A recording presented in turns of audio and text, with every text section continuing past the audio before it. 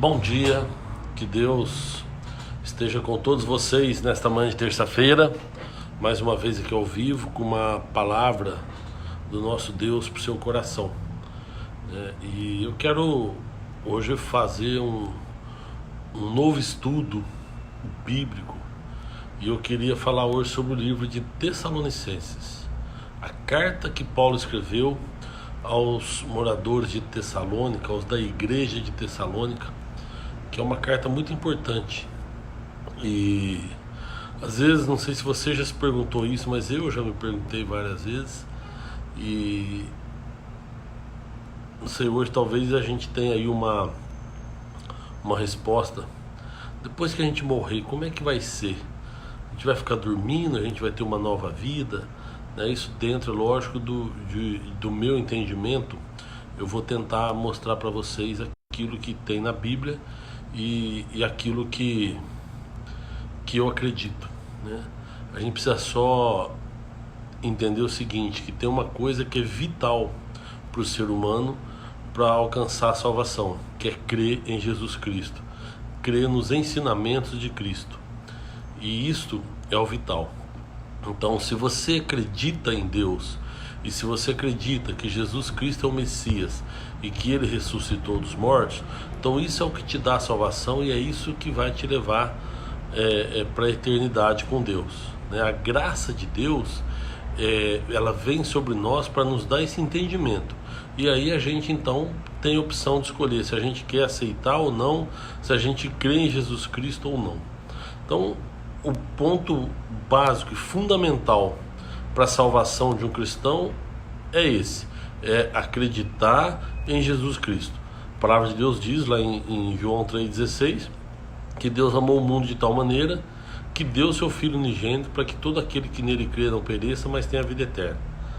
Depois em Romanos 10, no capítulo 9, ele fala assim: olha, se com a tua boca confessares ao Senhor Jesus e com o teu coração você crê que Deus o ressuscitou dos mortos, será salvo. Então essa é a condição básica. Fora isso, a gente pode ter várias divergências de opinião, Tem gente que é pré-tribulacionista, pós-tribulacionista. Eu não vou entrar nessas discussões aqui, mas aí não são coisas que vão te tirar da presença de Deus, E o que eu quero falar com você hoje é sobre esta vida após a morte, que o fato também de eu pensar do jeito que eu penso não vai me tirar da presença de Deus. Se você pensar de forma diferente da minha, também não vai tirar da presença de Deus. São formas da gente interpretar, e eu quero hoje na Bíblia interpretar isso com vocês. Mas antes eu preciso ler a carta que Paulo escreveu aos Tessalonicenses, E eu, lógico, vou entrar no contexto histórico para depois falar para vocês, da minha opinião, tá? Mandar um abraço pro Talarico, mandar um abraço pro Alex, pra Terezinha Galardo, pra Regina. Que Deus abençoe vocês, tá? Então, o estudo que eu tenho hoje sobre a carta de Tessalonicenses, e 1 Tessalonicenses capítulo 4, a partir do versículo 13, olha só o que diz: não quero, porém, irmãos, que sejais ignorantes acerca dos que já dormem, para que não vos entristeçais como os demais, que não têm esperança. Olha, como os demais que não têm esperança. Porque se cremos que Jesus morreu e ressuscitou, assim também aos que em Jesus dormem, Deus os tornará a trazer com ele. Dizemo-vos, pois, isto pela palavra do Senhor, que nós, os que ficarmos vivos para a vinda do Senhor, não precederemos os que dormem. Porque o mesmo Senhor descerá do céu com alarido, e com voz de arcanjo, e com a trombeta de Deus, e os que morreram em Cristo ressuscitarão primeiro. Depois nós, os que ficarmos vivos, seremos arrebatados juntamente com eles nas nuvens, a encontrar o Senhor nos ares, e assim estaremos sempre com o Senhor.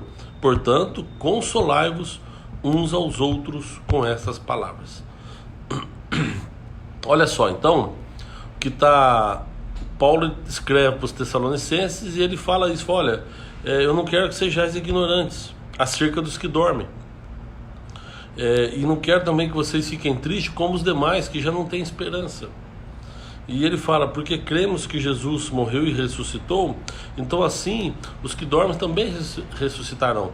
O que acontece aqui? Paulo, ele escreve aos Tessalonicenses, é importante a gente voltar um pouco na história para a gente entender o contexto.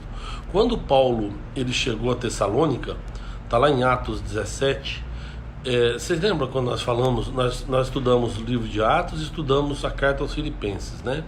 Paulo, na segunda viagem missionária, ele pega Timóteo e ele tá andando ali pela Ásia, e aí ele tem um sonho tal, e tem um homem que fala para ele, olha Paulo, passa para Macedônia, porque lá nós também precisamos de você. E aquela angústia que Paulo viu naquela visão que ele teve, ele então vai para a Europa, vai para Macedônia, onde hoje é a Grécia. E ali ele começa a visitar cidades. Então ele visita Filipos, ele visita Tessalônica e tal. Quando ele chega em Tessalônica, está no capítulo 17 do livro de Atos, tem uma confusão muito grande, porque ele chegando em Tessalônica, ele vai para uma sinagoga e ele começa a falar. E por 3 sábados ele fala na sinagoga. Fala o quê? Sobre a Bíblia, sobre o que eles estavam acostumados a estudar, sobre os rolos, sobre os profetas e tal. No terceiro sábado, ele vem e fala, gente, tudo isso nós estamos conversando se cumpriu em Cristo Jesus. Ou seja, Jesus Cristo é esse Messias de quem os rolos aí estão falando. E aí causou uma confusão, porque muitos acreditaram em Paulo e aí se juntaram a ele. E muitos não se conformaram. A Bíblia trata esses de judeus desobedientes. Por quê? Porque eles não acreditaram na palavra. Então o que acontece? Sai uma confusão e eles tentam apedrejar Paulo e querem bater em Paulo, a ponto de Paulo ter que sair fugido de Tessalônica. E ele vai para uma cidade chamada Bereia, que fica próximo de Tessalônica. Eu lembro que no texto aí em Atos 17, a Bíblia diz que os judeus chegaram e falaram, olha, aqueles homens que têm perturbado as nações aí, que têm falado de Jesus por aí, chegaram até a Tessalônica. E aí então Paulo é obrigado a fugir de Tessalônica e ele vai para Bereia. E depois de um tempo que ele está em Bereia, os de Tessalônica descobrem que ele está em Bereia e vai para lá para poder bater em Paulo, apedrejar Paulo, enfim, aí expulsam Paulo de novo. Nesse tempo, quando Paulo então sai de Bereia, obrigado a fugir da região, ele manda Timóteo voltar lá para ver como é que o pessoal está. E aí ele continua depois a viagem missionária dele. O que acontece aqui?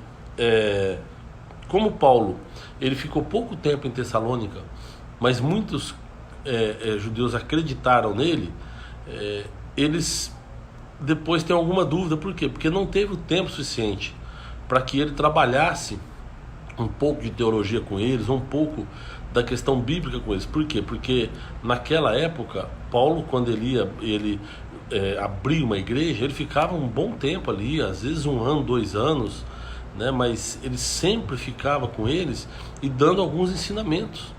Nesse caso de Tessalônica, ele não pôde ficar muito tempo. Então o que acontece? Ele então volta e aí ele decide escrever uma carta aos Tessalonicenses, né? Quando Tessalônica era uma cidade importante ali da Macedônia, cidade naquela época de 200 mil habitantes, você imagina que então era realmente uma cidade muito importante, né? E Paulo então decide escrever. Por quê? Porque ele ficou sabendo que eles tinham algumas dúvidas a respeito da morte. O que eles acreditavam, o que outros falavam para eles? Que Jesus Cristo ia voltar. Quando Paulo fala aqui no dia, na vinda do Senhor, ele está falando do arrebatamento da igreja. E eles acreditavam que só ia ser arrebatado aqueles que estavam vivos, e aqueles que já tinham morrido já não ia mais conseguir ir para o céu. Então eles estavam morrendo de medo da morte por causa disso. Que eles falaram o seguinte, que olha, pelo que Paulo falou para nós, a igreja vai ser arrebatada, ou seja, quem estiver vivo será arrebatado. E os que morreram, já era. Então eles imaginavam isso, que os que morreram não iam ressuscitar, que aqueles que já tivessem mortos teriam perdido a salvação, e só quem estava vivo é que seria arrebatado. Então Paulo escreve aqui, quando ele escreve, quanto aos que dormem, eu não quero que sejais ignorantes, Paulo está explicando para ele o seguinte, que a ressurreição é para todos que creem em Jesus Cristo.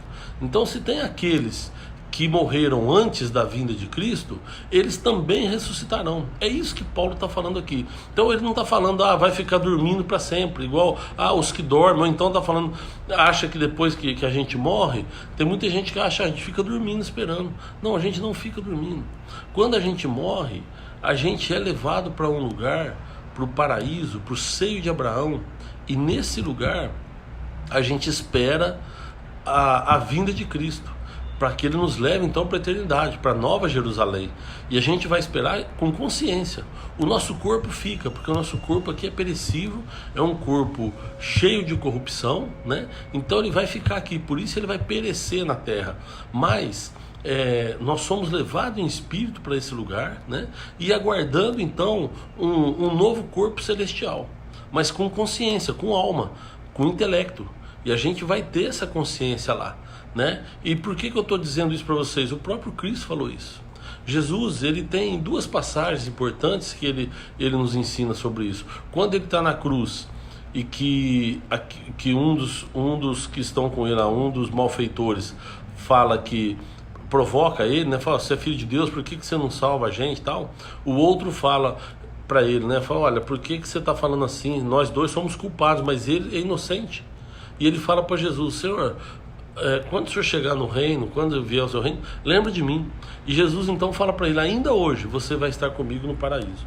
Então Jesus, ele já dá a dica, né, que quando a gente morre, a gente é levado para um outro local.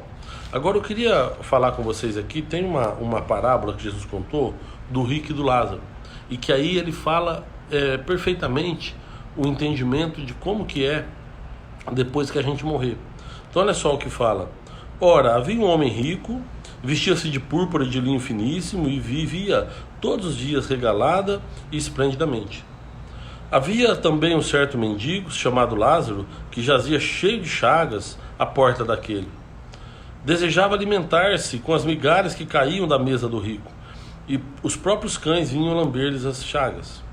Aconteceu que o mendigo morreu, foi levado pelos anjos para o seio de Abraão. E morreu também o rico e foi sepultado.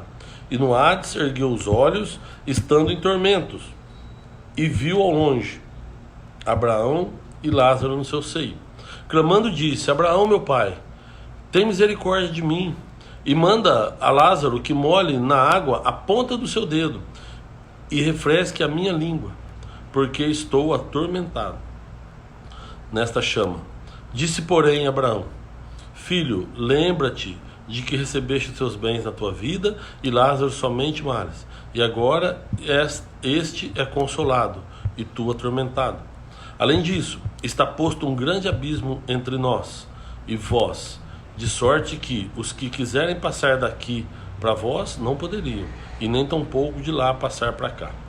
E disse ele, rogo-te, pois, ó pai, que mandes a casa de meu pai, pois tenho 5 irmãos, para que lhes dê testemunho, a fim de que não venham também para este lugar de tormento. Disse-lhe Abraão, eles têm Moisés e os profetas, ouçam-nos. E disse ele, não, Abraão, meu pai, mas se algum dos mortos fosse ter com eles, arrepender-se-iam. Porém Abraão lhes disse, se não ouvem a Moisés e os profetas, tampouco acreditarão ainda que algum dos mortos ressuscite. Olha só, Jesus conta uma parábola que tinha então um rico e que tinha Lázaro, que era um pobre, e ele tinha feridas pelo corpo e ele queria comer das migalhas do rico. Aqui o texto nos mostra claro que o rico devia ser um cara duro de coração, um cara que não se preocupava com o irmão, com o pobre ou com outras pessoas. E o que aconteceu foi que os dois morreram.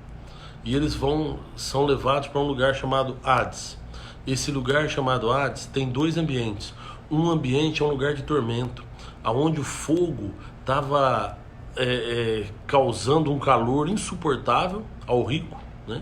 E do outro lado, eu imagino que não fosse muito longe, porque para ele conversar com Abraão devia ser uma distância não muito longe, mas ele vê o Lázaro, que era aquele mendigo, ele vê do outro lado sendo consolado por Abraão. E ele pede então para que Lázaro molhe o dedo na água e coloque na boca dele, para passar aquele calor e tal. E Abraão fala para ele, olha só, não pode, porque quem está aqui não pode ir para aí, e muito menos daí para cá. E tem um abismo colocado entre nós, né? Aqui está claro que existe dois ambientes. Quando a gente morre, se você, aqueles que não creem em Jesus Cristo, aqueles que vão para a condenação, ele é colocado no lugar de tormento. E depois da morte não tem como se arrepender mais. Aquele que aceita Jesus Cristo em vida, aquele que tem uma vida realmente de comunhão com Deus, ele é levado para aquele ambiente, só que colocado num outro local, que é o seio de Abraão, que eu acredito que seja o paraíso. E ali então tem uma grande diferença, os dois têm consciência. Só que aí você viu, o rico fala para pede para ele voltar e falar, porque o rico está numa situação ali que ele não consegue mais, né? E aí Abraão fala para ele, cara, mesmo que ele voltasse, seus irmãos não iam acreditar. Mas se ele falar, olha, não vai, porque já tiveram todos os testemunhos possíveis. Então o que eu quero dizer para você é o seguinte, a nossa decisão precisa ser em vida, né? Nós temos todos os testemunhos. Naquela época eles tinham o testemunho dos profetas e de Moisés. Hoje nós temos muito mais. Hoje nós temos o testemunho do próprio Cristo, que veio e que nos ensinou. Então a decisão que nós temos que tomar tem que ser em vida. E essa decisão é se nós queremos aceitar Jesus ou não, enquanto nós estamos em vida. E aí depois que a gente morrer, nós seremos levados para outro lugar. Agora voltando lá para a carta de Tessalônica, a carta de Paulo aos Tessalonicenses. O que ele está falando? Aqueles que já morreram, eles vão ressuscitar, né? Só que é lógico, uns vão ser jogados nesse lago de enxofre, no abismo, e outros serão levados então para Nova Jerusalém, para a cidade santa, onde teremos vida eterna, né? Mas eles estão com consciência esperando o momento certo. Então a carta que Paulo escreve é para esclarecer para os Tessalonicenses, porque eles estão achando isso. Olha, eles estão com medo de morrer, porque eles falam, se a gente morrer antes da vinda de Cristo, antes do arrebatamento da igreja, nós vamos ficar dormindo. E os que estão vivos que vão subir, que vão ressuscitar. Não, os que estão vivos vão ser arrebatados, né? Em espírito, o corpo fica. Por quê? Porque receberão um novo corpo celestial. E aqueles que já morreram, eles ressuscitarão como Cristo ressuscitou. E esses também serão levados em espírito para Nova Jerusalém, para a vida eterna. Então a mensagem que eu quero deixar para você é que você pense, que você realmente tome uma decisão. Porque depois que a gente morre, não dá mais tempo. Depois que a gente morre, você não vai conseguir passar. Lá não tem esse jeitinho. Lá não tem como você dar um jeitinho e passar do lugar de tormento para o seio de Abraão. Não vai dar. O próprio Abraão falou para ele, olha, tem um abismo entre nós. E que não dá para a gente passar de um lado para o outro. Então a decisão é aqui. É aqui que vai ser direcionado para onde nós vamos, né? É como você, quando você entra num aeroporto, você pode ver, ou numa rodoviária, tem um local que você precisa, eu vou para tal cidade. Então olha, você tem que entrar aqui. A hora que você entra ali, você já vai dar de frente ao avião, o ônibus, para onde você vai, né? Mas lá fora é que você vai falar para onde você quer ir, né? Então, principalmente quem toma avião sabe disso. Então, a hora que você chega ali, você vê para onde você vai, e lá tem voo internacional, voo nacional, você vai pegar tal portão, né? É uma decisão que você tem que tomar agora, que portão você quer entrar depois que você morrer, porque depois que a gente entra naquele túnel lá do avião, não tem mais jeito, né? Então, o que eu quero dizer para você é isso, é que depois que a gente morre, nós continuamos com consciência.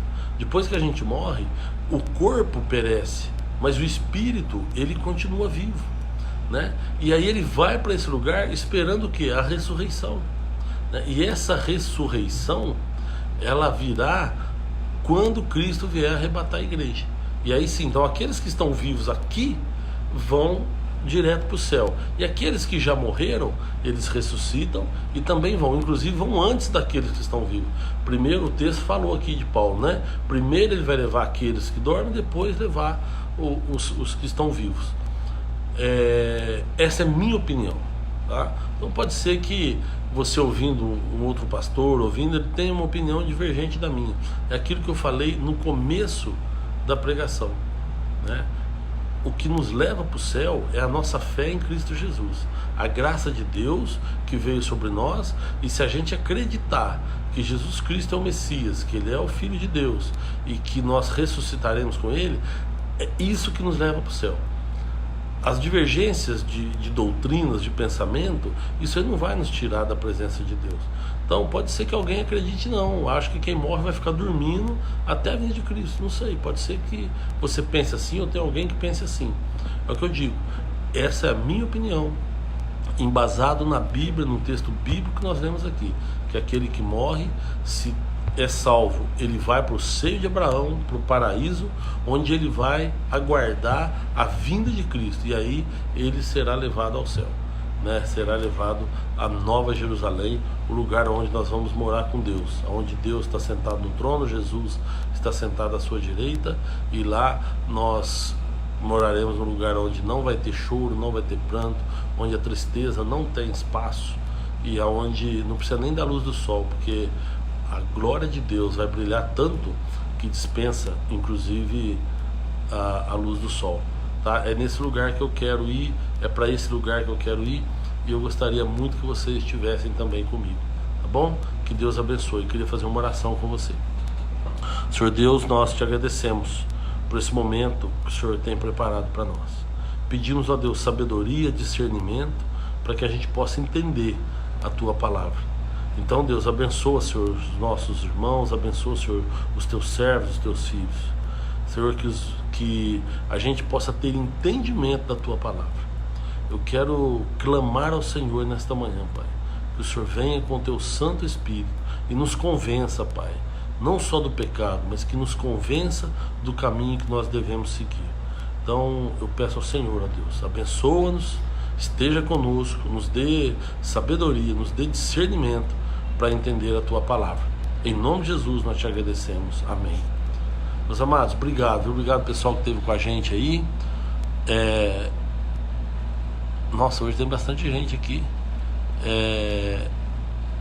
A Rê, que está com a gente aqui, foi a primeira que entrou hoje. A Terezinha, o Alex, escreveu paz do Cristo amado, paz para todo mundo, né? O Talarico, que está assistindo também, que Deus abençoe, viu, Talarico? A Helena, que escreveu bom dia, pastor. O Talarico escreveu hoje, eu vou assistir até o final. Amém, Talarico, obrigado, amado, Deus te abençoe. O pastor Mário Campos, graça e paz. A Cileia, Deus te abençoe. O meu irmão Tair Guimarães, saudade que eu tô do seu, Tair, você precisa tomar um café comigo. Eu lembro sempre de você, tenho orado muito por você, pela Valéria, e creio que Deus tem grandes obras ainda para fazer nesta família linda, nessa família escolhida, separada para Deus. A minha esposa também está assistindo. Meu Deus do céu, olha, a Valéria, o Otair tem a Valéria dele e eu tenho a minha Valéria, minha esposa amada. O Christian Calderone, saudade de você também, Christian, Deus te abençoe, viu? Minha esposa mandou um bom dia para todo mundo aí. A Maria Aparecida Ferreira, que Deus te abençoe, viu? Ela escreveu: louvado seja o Senhor Jesus Cristo, amém. O Luiz Carlos, Flávio Lamas, o tema de hoje veio em boa hora. Perdemos hoje a senhora Leda, olha, Leda Vergueiro, fez um bonito trabalho social, lembro da Leda. Que Deus a tenha e que conforte a família, né? Que Deus possa abençoar tantas pessoas que gostavam dela, que Deus abençoe poderosamente. A Silvinha, que Deus te abençoe, o Silvio, a Roselaine, a Silvinha escreveu que o pastor Michel tem um dia abençoado. A minha vida e a minha alma é do Senhor, amém. Escreveu aqui a Maria. A Eliana também, a Terezinha, a Edivânia escreveu glória a Deus. A dona Sandra, que Deus abençoe. A Edivânia está avivada, glória, glória, glória. Isso aí, Edivânia, Deus abençoe, viu, amado? Glória a Deus pela sua vida, filho. A Maria Aparecida Ferreira, de novo a Alessandra. Meu Deus, hoje tem muita gente. Eu vou parar por aqui. Deus abençoe todos vocês, tá bom? Pastor Renato Araújo também. Que Deus abençoe poderosamente a cada um de vocês. E até terça que vem, se Deus quiser, com mais uma mensagem de Deus para o seu coração. Tá bom? Deus abençoe. Alessandra também, Deus abençoe. Todos vocês. Tá? Tchau, até terça que vem.